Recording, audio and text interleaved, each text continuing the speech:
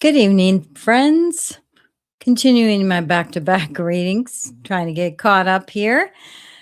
We are doing day 234 of the Chronological 1 Year Bible. Today, we've we've got a lot we're doing today. Let's see. We've got Ezekiel chapter 22 verses 17 through 24, chapter 14. Or no, Ezekiel chapter 22 verses 17 through 24.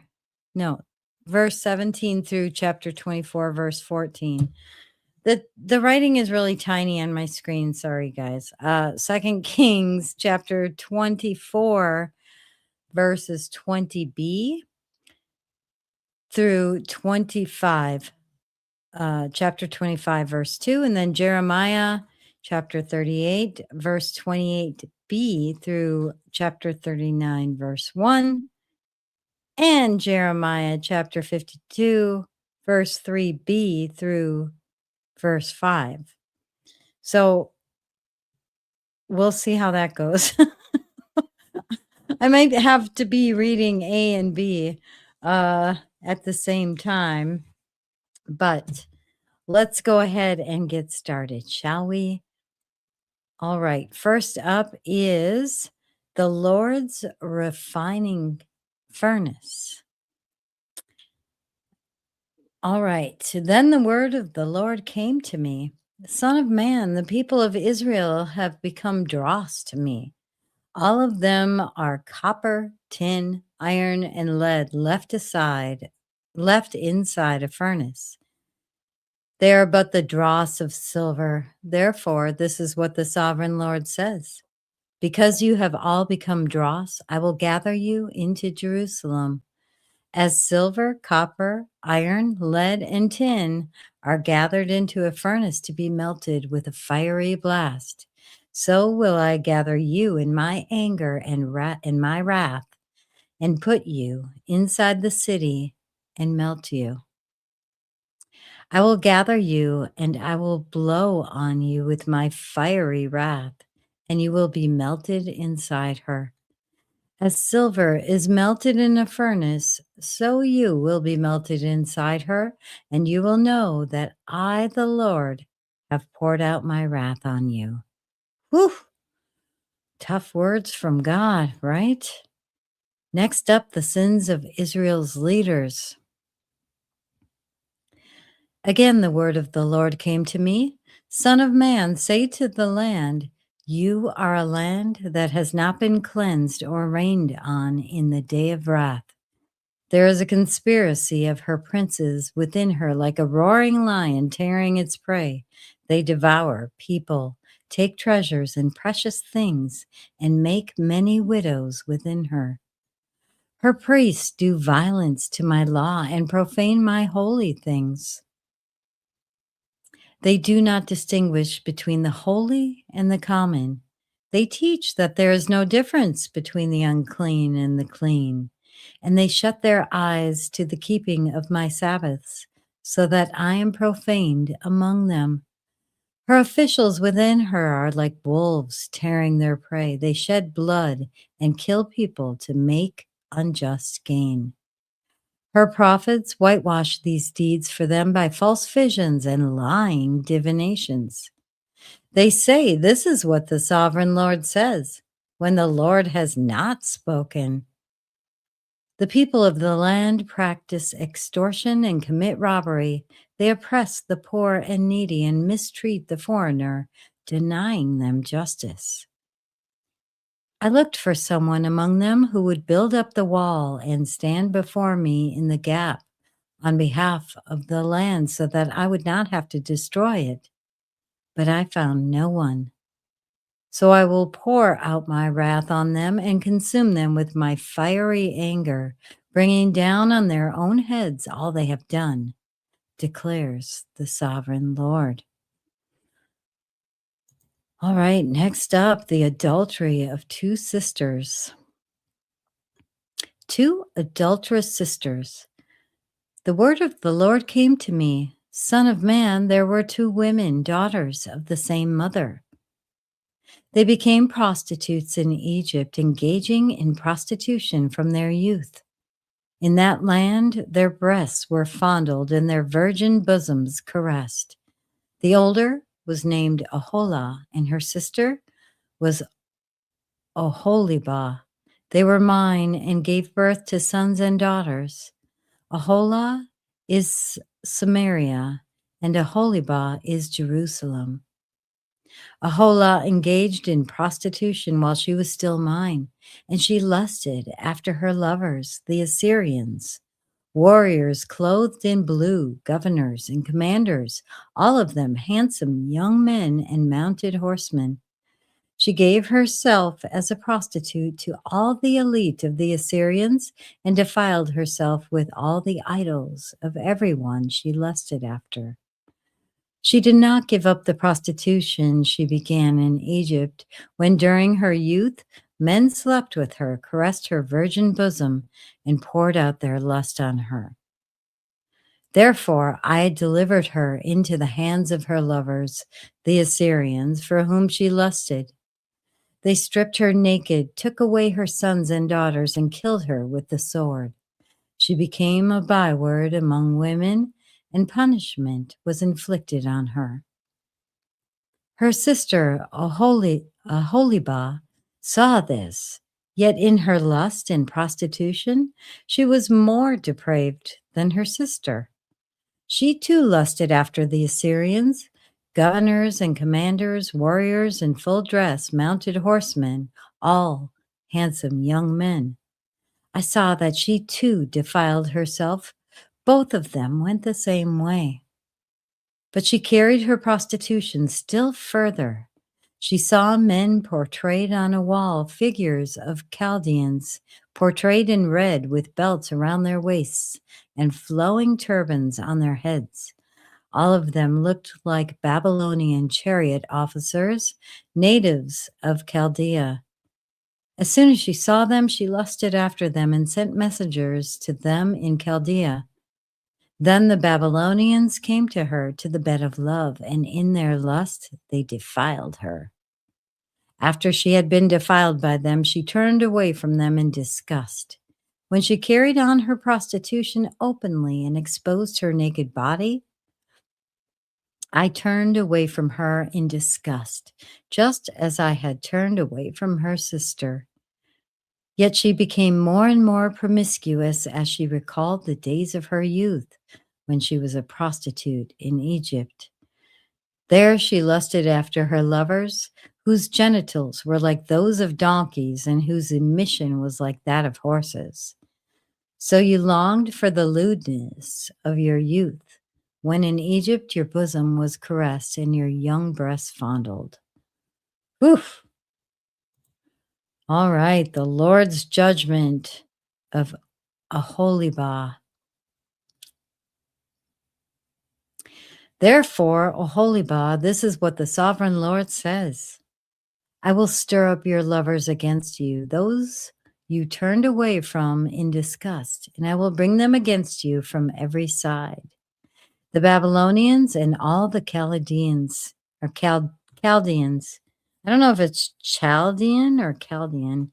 The Babylonians and all the Chaldeans, the men of Pekod and Shoah and Koah, and all the Assyrians with them, handsome young men, all of them governors and commanders, chariot officers, and men of high rank, all mounted on horses.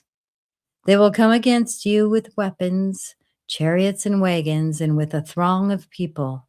They will take up positions against you on every side with large and small shields and with helmets.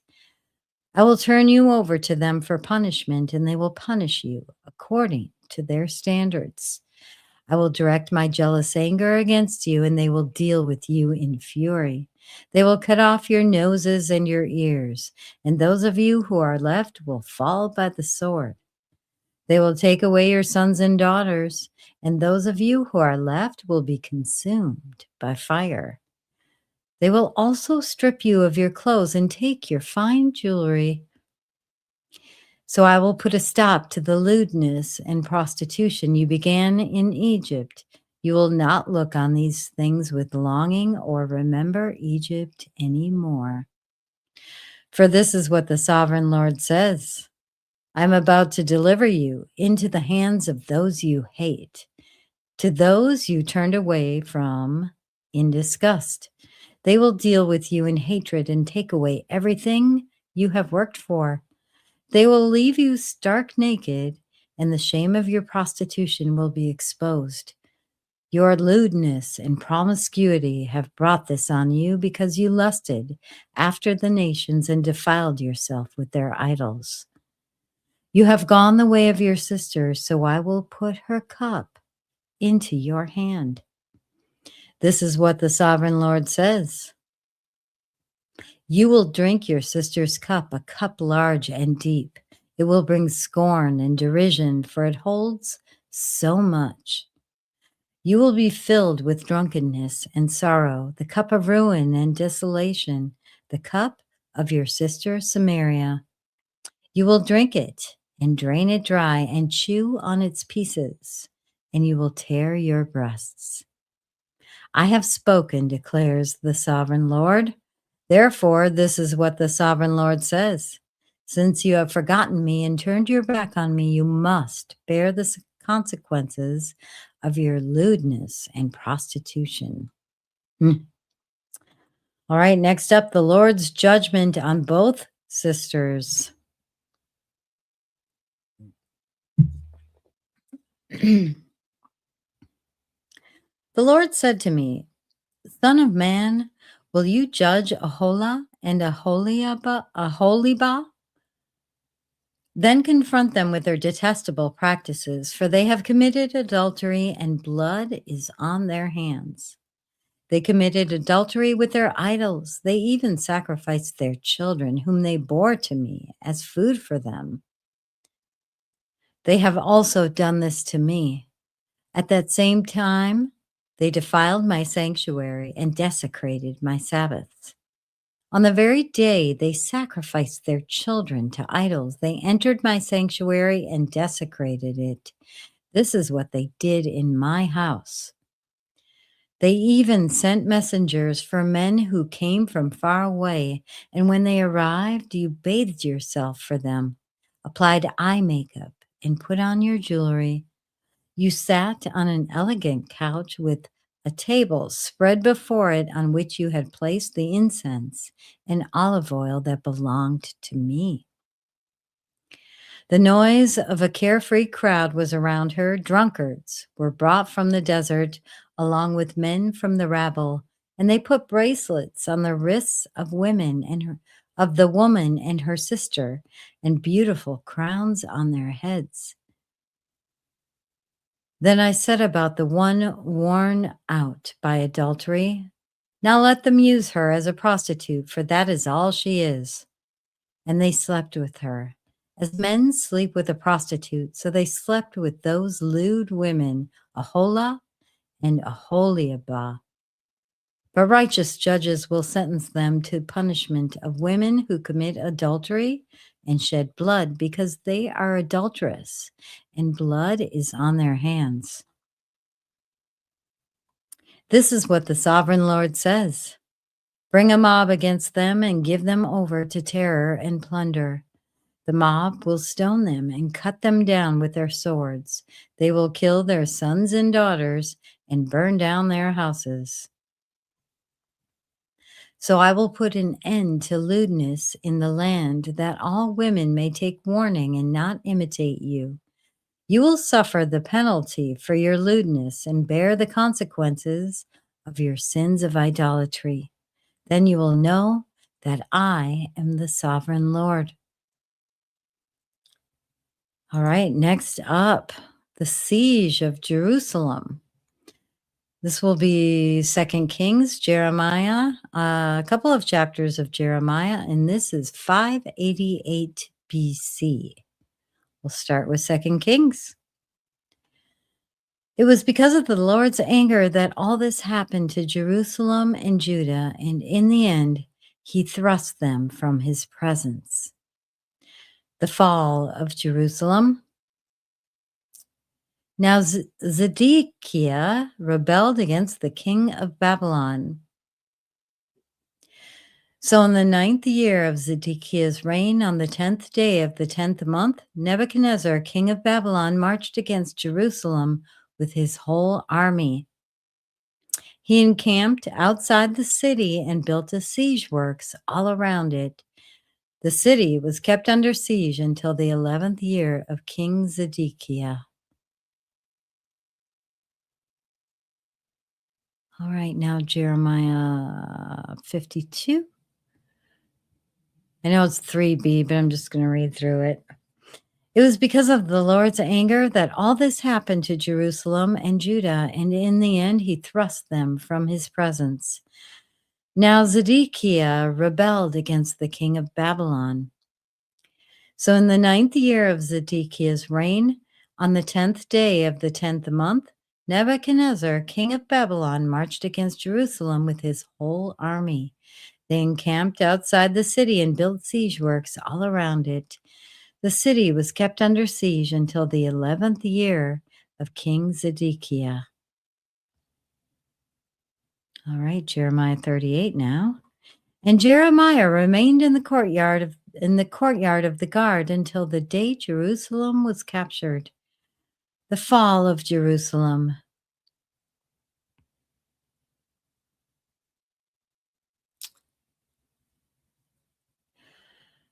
This is how Jerusalem was taken. In the 9th year of Zedekiah, king of Judah, in the 10th month, Nebuchadnezzar, king of Babylon, marched against Jerusalem with his whole army and laid siege to it. All right. Now we've got the story of the cooking pot. The sign of the cooking pot. 588 BC. In the 9th year, in the 10th month, on the 10th day, the word of the Lord came to me. Son of man, record this date. This is this very date, because the king of Babylon has laid siege to Jerusalem this very day. Tell this rebellious people a parable and say to them, this is what the sovereign Lord says. Put on the cooking pot. Put it on and pour water into it. Put into it the pieces of meat, all the choice pieces, the leg and the shoulder.